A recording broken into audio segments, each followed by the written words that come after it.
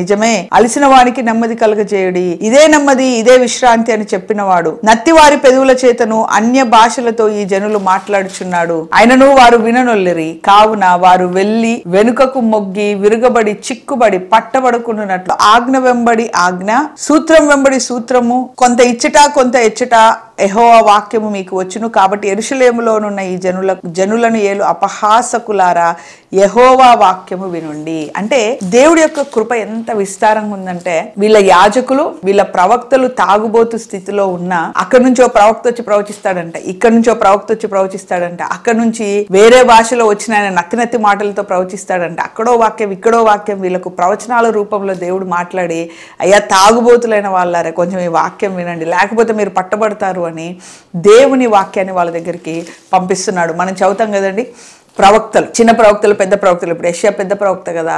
ఈ ప్రవక్తల యొక్క ముఖ్య ఉద్దేశం ఏంటి, అసలు ఎందుకు ప్రవక్తలు పుట్టారు, ఎందుకు వాళ్ళు ఇంత పుస్తకాలు రాశారు, వాళ్ళు ఎందుకు ప్రవచించారు అంటే యెరూషలేము మీదకి ఎఫ్రాయిం మీదకి రాబోతున్న ఉగ్రత నుంచి వాళ్ళను కాపాడడానికి. సో కాబట్టి ఎఫ్రాయిం వాళ్ళు తాగుబోతు వాళ్ళు, సో వాళ్ళ కిరీటం ఎట్లా ఊడిపోతుంది, పచ్చని లోయ కూడా నాశనం అయిపోతుంది.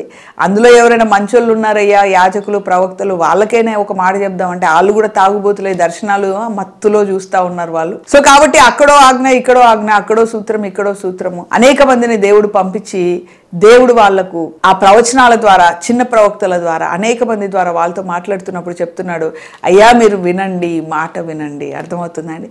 సో చాలా మంది అడుగుతారు, దేవుడు ఎందుకు మనుషులను మార్చట్లేదు, ఒక్క నిమిషంలో మనుషులను మార్చేయచ్చు కదా, ఒక్క నిమిషంలో సాతాన్ని నాశనం చేయొచ్చు కదా అంటే, నువ్వు నేను దేవుడైతే అట్టనే చేసేవాళ్ళమేమో.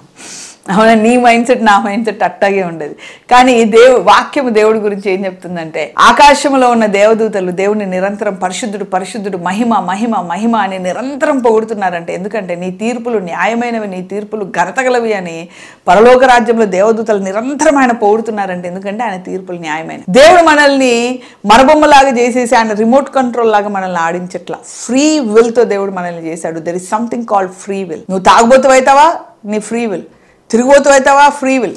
నువ్వు బాగుపడతావా, ఫ్రీ విల్. అందుకే ద్వితీయోపదేశ కాండంలో కూడా అన్ని శాపాలు చెప్తాడు, అన్ని ఆశీర్వాదాలు చెప్తాడు. ఇదిగో నువ్వు నడిస్తే ఆశీర్వాదం, ఇంట్లోకి వస్తే ఆశీర్వాదం, బయటికి పోతే ఆశీర్వాదం, నీ పిండి ఆశీర్వాదం, నీ పిల్లల ఆశీర్వాదం, ఓ ఆశీర్వాదం. కానీ దేవునికి వ్యతిరేకంగా వెళ్తే ఇది శాపం అది శాపం ఇది శాపం అది శాపం అని ఆశీర్వాదాల కన్నా శాపాల లెక్క ఎక్కువ ఉంటుంది. లాస్ట్కి చెప్తాడంటే, ఇదిగో శాపమును ఆశీర్వాదమును నీ ఎదుట ఉంచి ఉన్నాను, నీ ఇష్టం వచ్చింది నువ్వు ఎన్నుకో, కానీ నువ్వు ఆశీర్వాదమే ఎన్నుకోవాలని నేను ఆశపడుతున్నాను అంటాడు. Are you getting? సో కాబట్టి దేవుడు మనకు ఫ్రీ విల్ ఇచ్చాడు. He has kept everything in front of us. మన ముందు ఆయన అన్ని పెట్టాడు, అందులో మనం ఏది ఎన్నుకోవాలనేది మన ఇష్టం. సో ఇక్కడ ఎఫ్రాయిము వాళ్ళు కూడా తాగుబోతుతనాన్ని ఎన్నుకున్నారంట, తిరుగుబోతుతనాన్ని ఎన్నుకున్నారంట, దేవునికి వ్యతిరేకంగా ఉండడాన్ని ఎన్నుకున్నారంట. అప్పుడు కూడా దేవుడు బతిలాడుతున్నాడు, అయ్యా బాబు.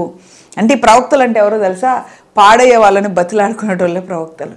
బతిలాడుకునే వాళ్ళంటే వాళ్ళ స్టైల్లో, ఏలియా అయితే కోపముతో, ఎలీషా అయితే శక్తితో, సో ఇలాగ యెషయా అయితే ప్రవచనాలతో, ఇలాగా మారు మనస్సు లేని వారికి మారు మనస్సు ప్రకటించడానికి వచ్చిన వాళ్ళే ప్రవక్తలు. సో యెషయా ద్వారా ఎఫ్రాయిముకు దేవుడు మాట్లాడుతున్నాడు, బాబు మీరు మారు మనస్సు పొందండి, అక్కడో ఆజ్ఞ ఇక్కడో ఆజ్ఞ, అక్కడో సూత్రం ఇక్కడో సూత్రం వస్తుంది కాబట్టి మారు మనస్సు పొందండి. కాబట్టి దేవుడు నాతో మాట్లాడట్లేదు అనడానికి లేదు. తాగుబోతుతో దేవుడు మాట్లాడతాడు, తిరుగుబోతుతో దేవుడు మాట్లాడతాడు, వ్యభిచారులతో దేవుడు మాట్లాడతాడు, సో పడిపోయిన ప్రవక్తలతో దేవుడు మాట్లాడతాడు, పడిపోయిన యాజకులతో దేవుడు మాట్లాడతాడు, అన్యాయమైన స్థితిలో ఉన్న వాళ్ళతో దేవుడు మాట్లాడతాడు, అక్రమమైన స్థితిలో ఉన్న వాళ్ళతో దేవుడు మాట్లాడతాడు, ఊబిలో ఉన్న వాళ్ళతో దేవుడు మాట్లాడతాడు. కానీ ప్రాబ్లం అంతా మన డెసిషన్. మనము లేవాలని నిర్ణయం తీసుకుంటున్నామా, మనము లేవనెత్తబడాలని మనం నిర్ణయం తీసుకుంటున్నామా, మనం దేవుని కొరకు బ్రతకాలని నిర్ణయం తీసుకుంటున్నామా, ఈ ఊబిలో నుంచి బయటికి రావాలని మనం నిర్ణయం తీసుకుంటున్నామా. అదే ఎఫ్రాయిములతో చెప్తున్నాడు, మీ దగ్గరికి మాటలు వస్తున్నాయి, మీరు నమ్మండి, విశ్వసించండి, ఆ మాటలను నమ్మి మారు మనసు పొందండి అని చెప్తున్నాడు. కాబట్టి ఈరోజు మీ అందరితో కూడా దేవుడు మాట్లాడుతున్నాడు. దేవుడు మాట్లాడట్లేదు అనడానికి లేదు, దేవుడు ఖచ్చితంగా మీతో మాట్లాడుతున్నాడు. సో ఆయన స్వరము మీ దగ్గరకు వస్తుంది. దేవుడు మనకు ఫ్రీ విల్ ఇచ్చాడు. ఏమోనండి దేవుడే చెయ్యాలండి, దేవుడు చేయడండి, నువ్వు నిర్ణయం తీసుకుంటే ఆయన చేస్తాడు. అర్థమవుతుందా? ఏమోండి నేను ఎట్ట మారుతానండి, దేవుడే మార్చాలండి. ఒక పాపిష్టి జీవితంలో బతుకుతూ కొందరు అంటారు, అమ్మ ఎప్పుడు బయటకు వస్తావు తల్లి, ఎప్పుడు బయటకు వస్తావు బాబు అంటే, మనం మారుతాం ఏంటండి, దేవుడే మార్చాలండి. అర్థమవుతుందా? కొందరు అతిక తెలివి డైలాగ్ లేస్తూ ఉంటారు, మనం మారుతాం ఏంటండి, దేవుడే మార్చాలంటేనంట. నా తల్లే, వాక్యం చాలా క్లియర్గా చెప్తుంది, there is something called free will. You have to take the decision. నువ్వు నిర్ణయం తీసుకోవాలా. నేను చెయ్యను అంటే చెయ్యను అంతే, ఇంకా నేను వెళ్ళను అంటే వెళ్ళను ఇంకా అంతే. Say no to sin, say no to Satan, say no to temptation, say no to unnecessary relations. వీటన్నిటి కూడా నో చెప్పండి, అనవసరమైన వాటికి నో చెప్పండి. ఆ నో చెప్పడం మనం నేర్చుకోవాలి. ఎప్పుడైతే మనం ఆ నో చెప్పడం నేర్చుకుంటామో ఆ వాక్యము మన జీవితంలో కార్యం చేసి దేవుడు మనల్ని లేవనెత్తుతాడు.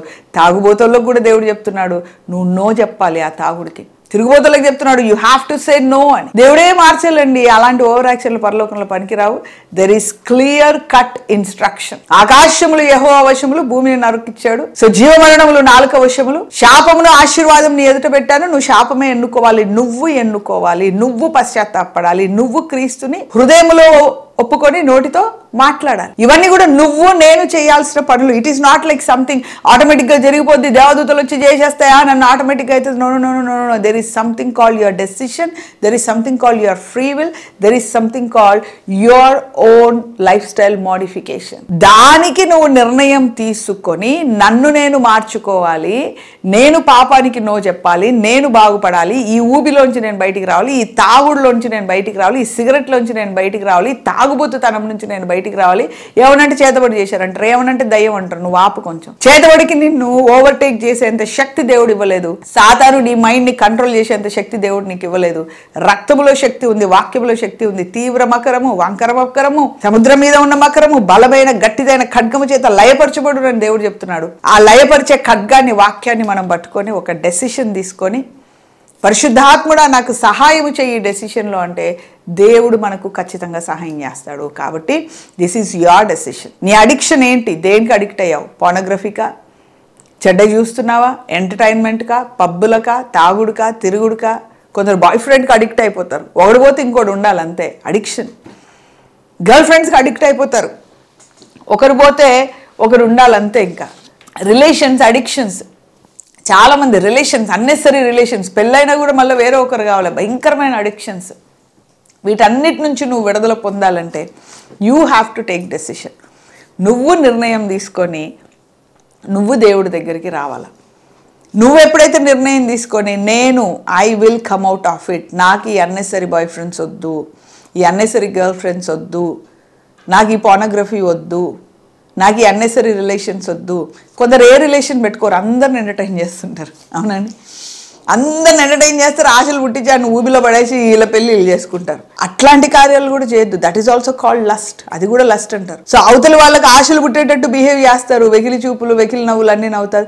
No no no no no no friendship అంటారు. అరే అసలు ఏం పిచ్చోళ్ళు ఏంటి, లోకం ఏం పిచ్చేంటి? సో కంట్రోల్ యువర్ బిహేవియర్ని కంట్రోల్ చేసుకోవాలి. అది ఎలాగా?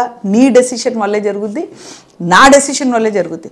మనం బ్రతికే లోకము చాలా పాపముతో, టెంప్టేషన్స్తో కూడిన లోకం. మనం బ్రతికే లోకం పరిశుద్ధమైంది కాదు.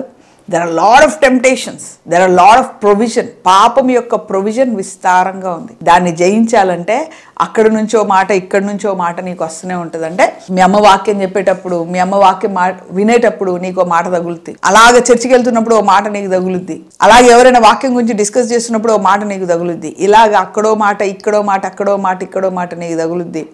ఆ మాటలన్నీ కూడా గ్రహించుకోండి. నువ్వు కంటిన్యూస్గా వాక్యం వినకపోయినా, తాగుబోతూ, తిరుగుబోతూ, అడిక్షన్స్లో ఉన్నవాళ్ళు కంటిన్యూస్గా వాక్యం వినకపోయినా అక్కడో మాట, ఇక్కడో మాట తగులుతుంది. కనీసం దాన్నైనా తీసుకొని నీ జీవితాన్ని నువ్వు మార్చుకోవచ్చు. గంటలు గంటలు మెసేజ్లు వినకపోయినా పొరపాటున ఒక రీల్తో దేవుడు నీతో మాట్లాడతాడు, పొరపాటున ఒక సెంటెన్స్తో దేవుడు నీకు మాట్లాడతాడు, పొరపాటున అట్లా గోడ మీద చూడడంతో ఒక దేవుని వాక్యం అక్కడ రాయబడి ఉంటుంది, దానితో దేవుడు నీతో మాట్లాడతాడు. పొరపాటున ఒక వాగ్దానం కార్డు నీ దగ్గరకు వచ్చేస్తుంది, దాంతో దేవుడు మాట్లాడతాడు. అక్కడ నుంచి, ఇక్కడ నుంచి, అక్కడ నుంచి ఒక ఆజ్ఞ, ఇక్కడ నుంచి ఒక ఆజ్ఞ, అక్కడ నుంచి ఒక స్తోత్రము, ఇక్కడ నుంచి ఒక సూత్రము దేవుడు నీకు ఇస్తున్నాడు. ఎఫ్రాయిము నువ్వు మాట విను అంటున్నాడు. సో కాబట్టి నువ్వు కంటిన్యూస్గా వాక్యం వినకపోయినా, నేను అంత ప్రార్థన చేయనండి, అంత వాక్యం చదువునండి, దేవుడు నాతో మాట్లాడండి. No no no no no you are lying. అక్కడి నుంచో మాట, ఇక్కడి నుంచో మాట దేవుడు మాట్లాడుతున్నాడు. మీ ఇంట్లో టీవీలో వాక్యం నడుస్తున్నప్పుడు ఓ మాట నీ చెవులో పడుతుంది, నువ్వు అటు ఇటు పోతున్నప్పుడు ఆ సంఘం నుంచి ఓ చెవులో పడుతుంది. అక్కడి నుంచి, ఇక్కడి నుంచి దేవుడు మాట్లాడుతున్నాడు. దేవుడు మాట్లాడట్లేదు అనడానికి లేదు. ఆ మాటలన్నిటిని మనం గ్రహించి పాపానికి గనక నో చెప్పగలిగితే దేవుడు ఖచ్చితంగా మన జీవితాలను కడతాడు. Amen, hallelujah. Let's pray. ప్రార్థన చేద్దాం. Thank you master, thank you lord యేసయ్యా. ఈరోజు అడిక్షన్ నుంచి విడుదల నాయన, ప్రతి ఒక్క అడిక్షన్ నుంచి యేసు నామములో విడుదల, ప్రతి ఒక్క అడిక్షన్ నుంచి యేసు నామములో సంపూర్ణ స్వస్థత ప్రకటిస్తున్నాం. కుటుంబంలో ఉన్న యవనస్తులు ఎంతమంది అయితే అడిక్షన్కి లోబడ్డారో ప్రభా వాళ్ళకి ఇప్పుడే విడుదల చేస్తున్నాము. అక్కడి నుంచి ఇక్కడి నుంచి వాళ్ళు వినే ఆ దేవుని మాటలకు లోబడి జీవితాలు కట్టుకున్నట్లు కృప దయచేయండి నాయన. భర్తలు అడిక్షన్లో ఉన్నారు, వాళ్ళకి విడుదల చేస్తున్నాము. కొందరు భార్యలు అడిక్షన్లో ఉన్నారు, వాళ్ళకి వేస్తున్నాములో విడుదల.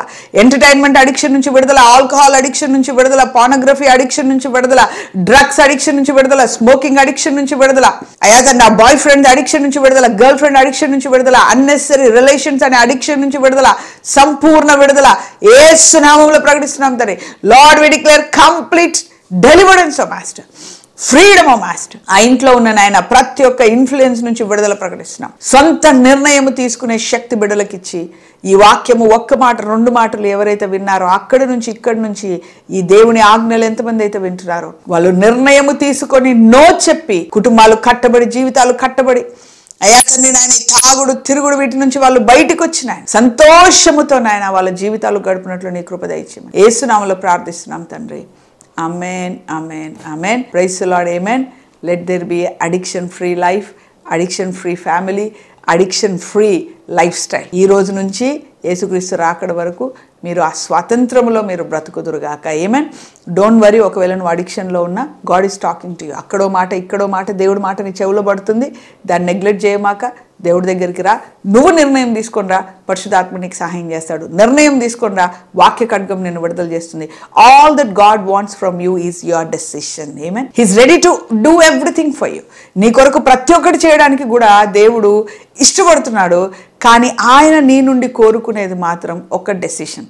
ఆ నిర్ణయం తీసుకుంటే దేవుడు ఖచ్చితంగా దేవుడు మీ జీవితాల్లో కార్యం చేస్తాడు. Amen. God bless you. Praise God.